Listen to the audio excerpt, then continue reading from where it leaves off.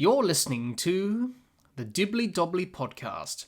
Remember to like, share, comment, subscribe, and click the bell to make sure you get the latest episodes of the podcast. Be sure to like and share our Facebook page and follow us on Twitter and on Instagram. Henry, well, I thought to end our discussion today. It's been a marathon, but I've enjoyed it immensely. I thought I ask our listeners to send in some questions for you to answer, and I'm sure you'll answer them to the best of your ability. There's some really good questions here. And I will. I know you will, Henry. You give very good answers, as we've seen in this interview today. Very well spoken. So some very good questions for you to ask from our listeners to have your thoughts on. So we'll start off with the first listeners' questions, Henry. And this one comes from a very good friend of the podcast, Jihan, and Patreon member. So thank you, Jihan. He always has great questions here. He's asked you 4 separate questions, Henry. Okay. Let's do them one at a time then. We'll do them one at a time, and we'll get through them the best we can. So Jihan's first question to you, Henry, is, Hi, Henry. My name's Jihan. I grew up in England, but moved to Australia in my mid-20s. Partly because I've been a lifelong fan of the Australian cricket team. I wanted to ask you if you Stop. Wait. He moved to Australia partly because he's been a lifelong fan of the Australian cricket team? Yes. That's my gosh, he's a proper cricket fan then. Yes, he is. Emigrating to a country just because you love cricket. Okay, carry on. Sorry for interrupting. That is amazing. No, that's all right. I wanted to ask you, happened to remember meeting me and my older brother back in December of 2004 on a flight to Sydney. It was my first time visiting Australia, and I was a pretty excited 16-year-old. You ended up sitting next to my brother, and you had a long chat about cricket and politics.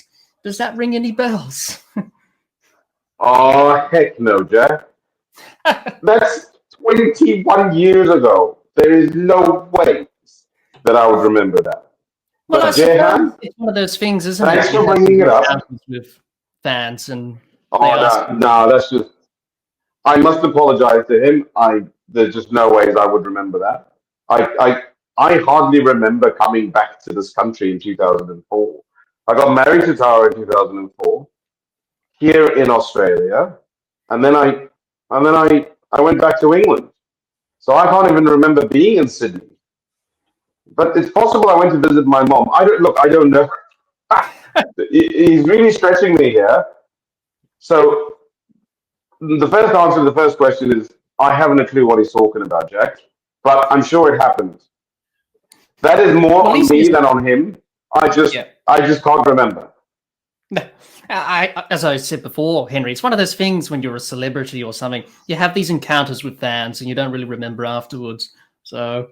but I want to say, I'm pleased I met him, and I'm pleased that our interaction was a positive one, and he's got good memories about it. Yes, obviously him and his brother, and they had a good experience. Yeah. That's the main thing. Yeah, so good on you, Jehan. 20 odd years later. So the second question that his son has asked you, Henry, I first got into cricket in the late 90s, and I was immediately drawn to Australia and the West Indies. I can remember watching Zimbabwe playing in the West Indies in 2000, and were on their way to beating them in the first Test match. I recall an Andy Flower 100 and the match being Chris Gale's debut. Only set 99 to win in the 4th innings, Zimbabwe collapsed in a heap to 60-odd all out after dominating the match. Do you recall that match, and were you playing? Do I recall that match? What kind of question is that? I was there, buddy. I write about it in my audiobook, don't I? Yes, you did. It is probably single-handedly the most disappointing that I've ever been on a cricket field, because it would have meant so much for Zimbabwe to get those runs. We actually thought we had a chance.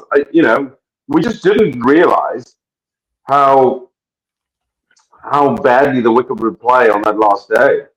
It had cracks opening up, and it was single-handedly the most disappointing day I've had in the Test match. So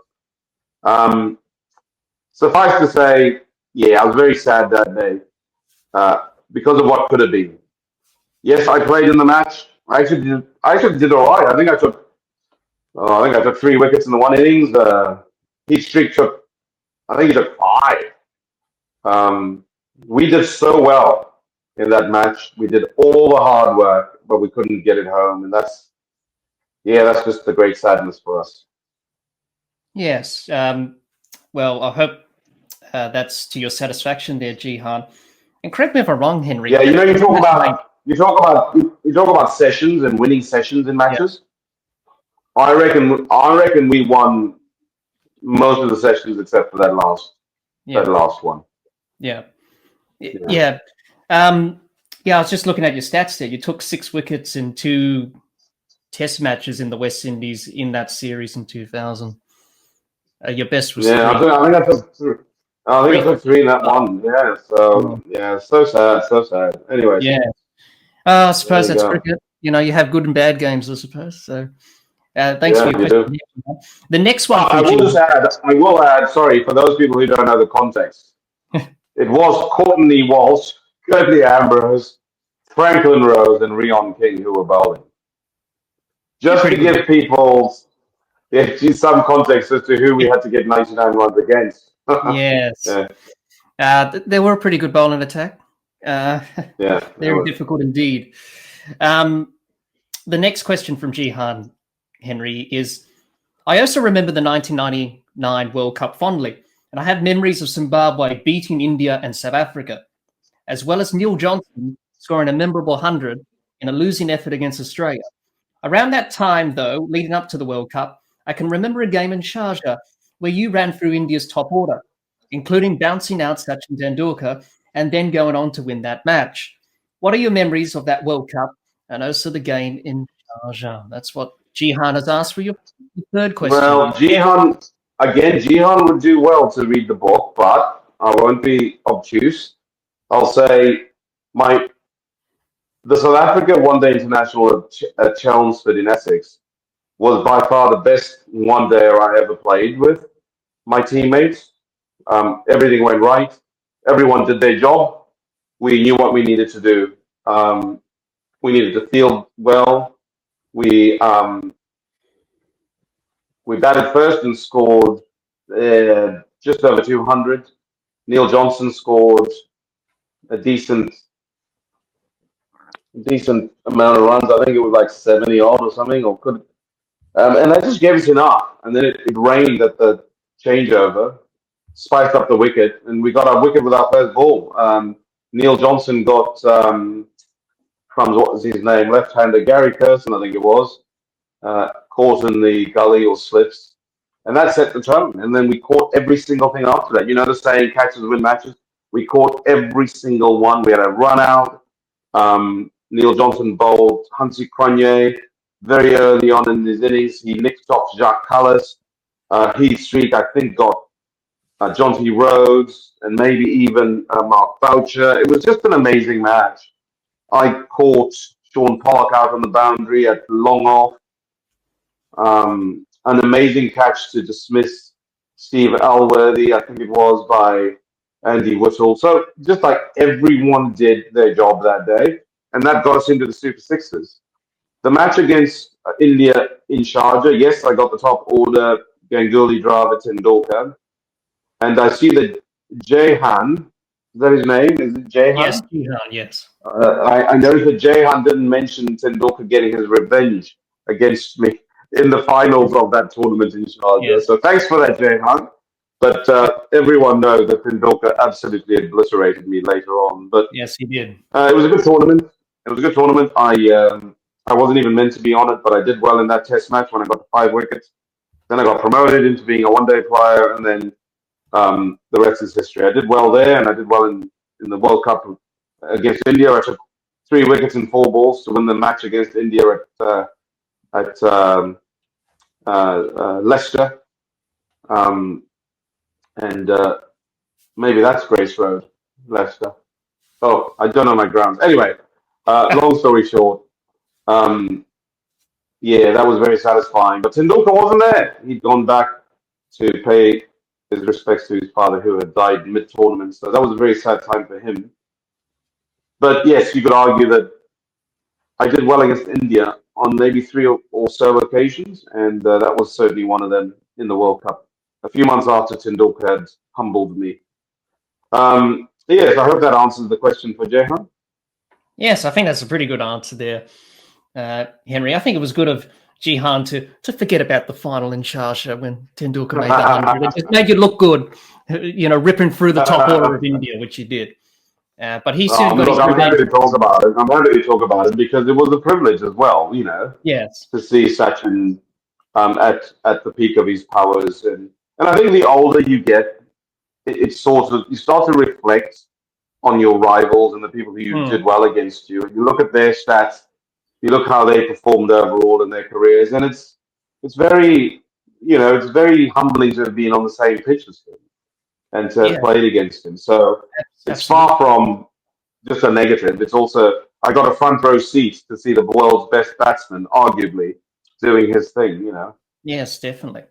Well, it's nothing better than being in the middle and actually bowling to him. So, Yeah, just seeing your reactions on YouTube, watching the highlights, and you just going, "How do you bowl to this guy? He's just carving us." Exactly. Yeah.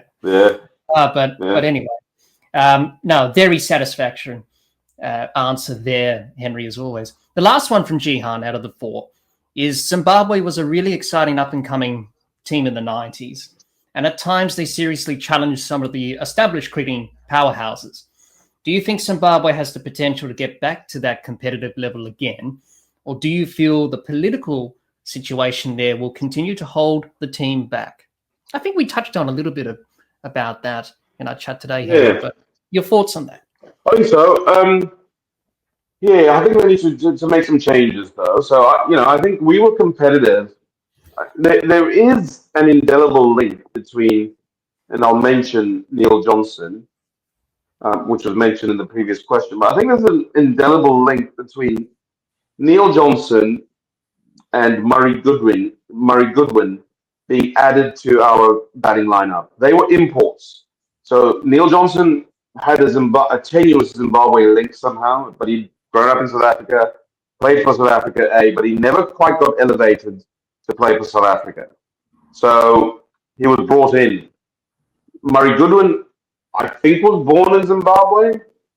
But anyway, he'd grown up in Australia, in Western Australia.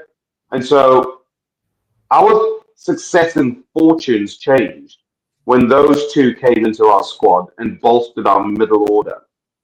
So it was almost guaranteed that one of those two would be worth 100 or at least a nice 50.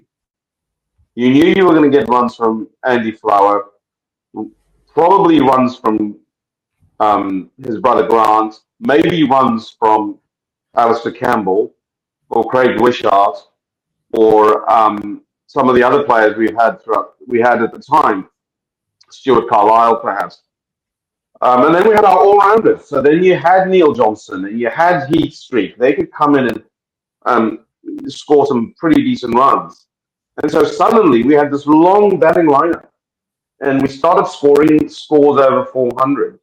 And some of the time we'd score into the 500s. And this is against teams that had players like Waqar Younis and Shoaib Akhtar and Wasim Akram and we succeeded. Let me try and think of the test victories we had. So when I played, we beat India in Harare.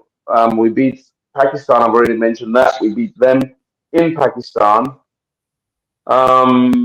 Did we win any other test matches when I was there? I think it was pretty thin. So I'm struggling to think of any others. But in all the matches that we did succeed in winning against test playing nations, Bangladesh, of course, we did well against Bangladesh on occasions because I think we were slightly stronger than them back in the day. Cutting a long story short, Jack, if they can replicate a nice long batting order where everyone can bat down to about 8, I think they'll be competitive again. I think their bowling is getting there. They probably need a specialist spinner. Probably need to look at a nice tall leg spinner to raise up, someone who can genuinely turn the ball and be a genuine wicket taker. And, a bit like in Gaurav and Muzarabani, they found these guys. I don't know what the process was, but they were like, we need some tall guys. Hey, you, don't go play basketball, come play cricket. They kind of need to do that. They need to go on a search to get a good leg spinner or a good off spinner who really turns it. And if they can do that, they've already got two good fast bowlers. They need a good spinner. And the last thing I would do is I would, for 1 year, tell all the curators in Zimbabwe to produce wickets for their local first-class fixture, which used to be called the Logan Cup when I was there. I would tell them to produce wickets that test the batsmen, because it'll force batsmen to start moving their feet. Zimbabweans generally don't move their feet because they play on these docile wickets, they play from the crease, and they get found out when they play against better teams. So I would say, you know what, produce wickets that have got a bit of grass in them, and if they don't move their feet, they'll be found out. See how that goes. It's your local state competition anyway. You take the risk. You think, hey, if we lose a lot of wickets, fair enough. But we want our players to get better at facing a moving ball. And you know what? The England players have figured it out. You're not going to swing England bowlers out just because the ball's moving. No, they see it day in, day out, and they get used to it. Eventually, the body, the mind adjusts. And I think that's the problem. The wickets in Zimbabwe are too batter-friendly, so batters don't even have to try.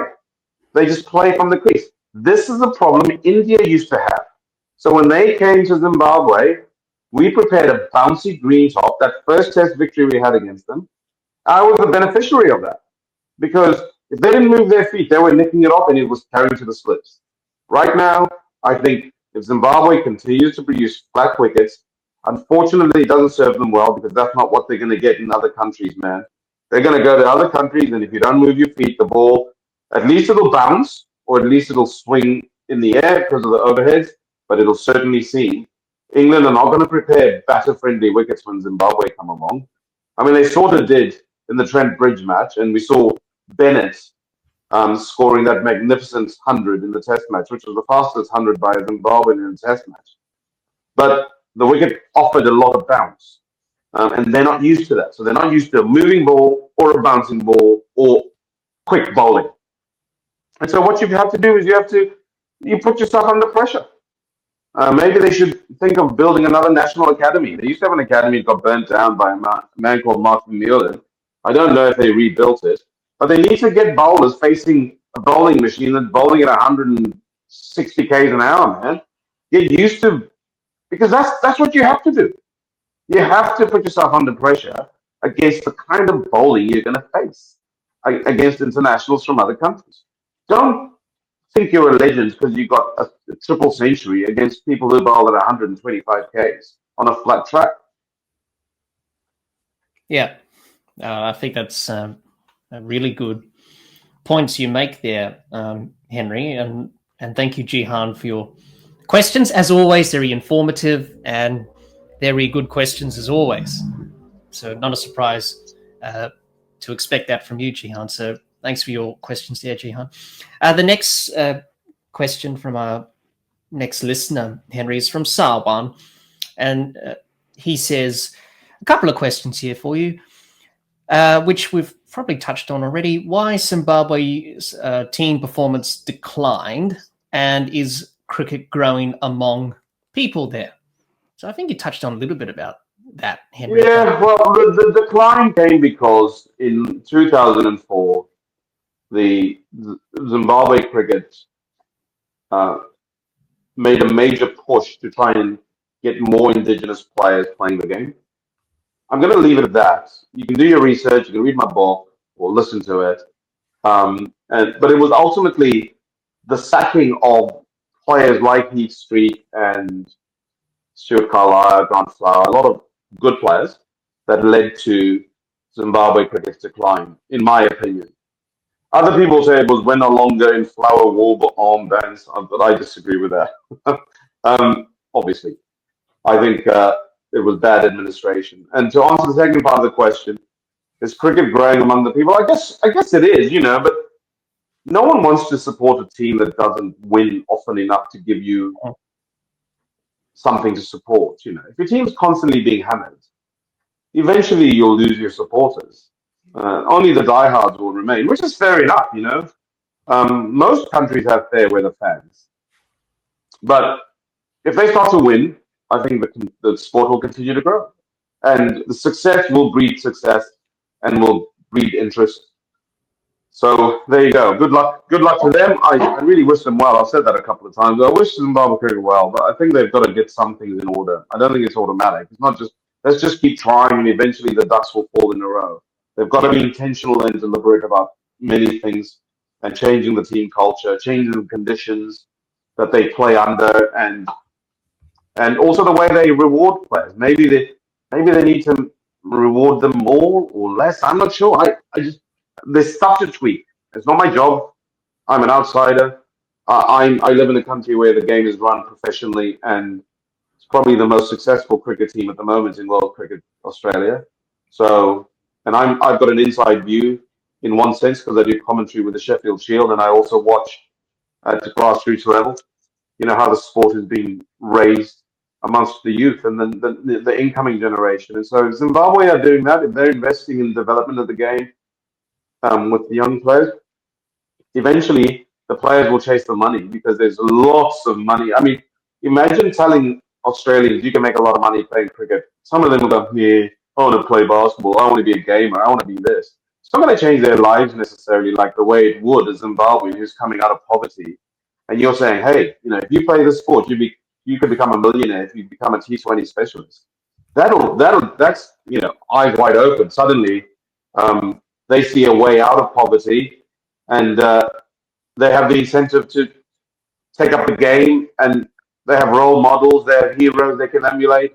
All of that requires success. And Sikandar Raza is one of the players who's leading the charge there. He's obviously playing franchise cricket around the world. So if we can get 3 or 4 or 5 players like him playing the game, it would be fantastic. And a little footnote, my last comment on that is Blessing Muzarabani was selected to go and play for the winners of the IPL. I don't even think he bowled a ball, but he was there to lift the trophy up. So the more faces that Zimbabweans see doing well at the international level, playing for Zimbabwe, but playing also around the world, the more visible Zimbabwe role models are, you know, then the growth will be unstoppable. Yeah. So thank you, Simon, there for your questions. I hope Henry answered it to your satisfaction, which I know he did.